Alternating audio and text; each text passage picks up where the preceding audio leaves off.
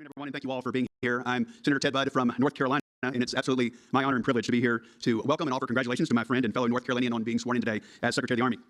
I want to give a special thank you to Dan Driscoll's family, his wife, Dr. Cassie Driscoll, and their two children, Daniel Jr. and Lila, for sharing their dad, their husband, with the rest of the country. Also, I don't know if they're either back behind us or in this room here, but the grandparents, who I know have been quite busy for the last 6 months. So we want to thank them as well.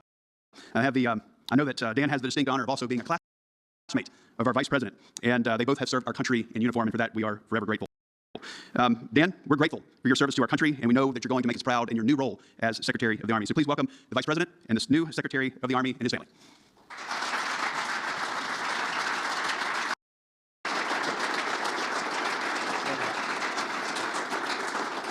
Great, everybody please be seated. So we're gonna do a little swearing in here to make this official. And I thought, so sometimes when you do swearings in, you actually do them formally beforehand, and then you actually do the one on camera, just in case you screw something up in front of the cameras, it still counts. We have not done that with Dan. So number one, that puts him under a lot of pressure. He actually has to say the words correctly. And number two, that gives me an opportunity, Dan, and this is the last minute here. Anything, anything you can promise me to ensure that we swear you in properly, because the Senate's done its job, and now it's time for me to do mine. But let me just say a couple of words here. First of all, of course, I want to thank the President for nominating a very, very great Army veteran, a family servant, a guy whose grandfather, father, and now himself has served the United States Army to be our Secretary of the Army. If you look at our recruiting numbers just in the last month, you see a massive increase in the number of people who decided to volunteer, enlist, and sign up for the United States Army, because I think that under the Trump administration, under Secretary Hegseth, and now under Secretary Driscoll, we have people proud to join the United States military again. Thank God for that, because we need good people in our armed forces. We need great people in the United States Army. We have a lot of great people, but of course the future really matters, and I'm proud that under President Trump's leadership, we have turned what was a recruiting shortfall into, I think, a recruiting boon, because people are proud to serve the United States military as they should be. I want to say something about Dan and his wonderful family. So Dan has been a dear friend of mine for a long time. His beautiful wife, Cassie, who's also an incredible physician, and two beautiful kids who are, I think, the most well-behaved kids I've ever seen of a secretary nominee. You guys do a really good job. You actually listen to your parents, which is amazing. I think it speaks well. If Dan can get, Daniel, you're 8?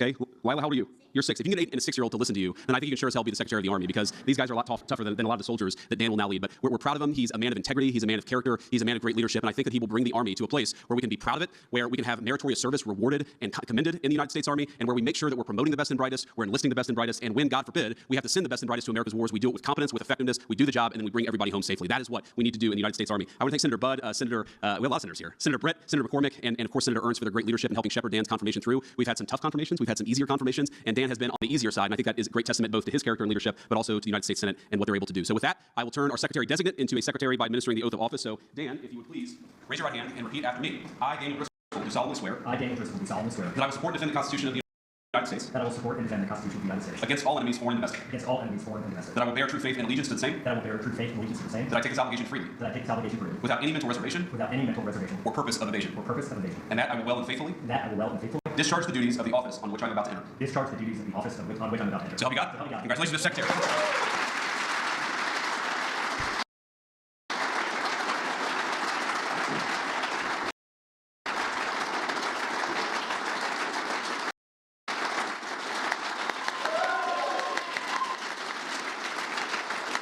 Thank you. They gave us 5 minutes total for all of this, so this is going to be very fast. It is a privilege to stand before you today as the 26th Secretary of the United States Army. I first want to thank the President of the United States for his confidence and his trust. Next, I am forever grateful to the Vice President and Second Lady. This friendship has been the adventure of a lifetime.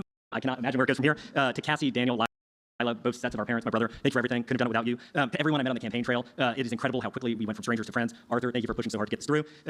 And then just the last thing, my commitment to this role, as the Vice President mentioned, is rooted in my family's long lineage of military history. We are a family that is grateful to have had the privilege of wearing the United States Army uniform, and we're going to fight hard for it. As Secretary, I will honor the Army's 250th year legacy of service and sacrifice, and I will stay focused on my mission and shoulder my share of the task, as I know our soldiers will do. Thank you for being here today. I'm grateful for all of you. Great.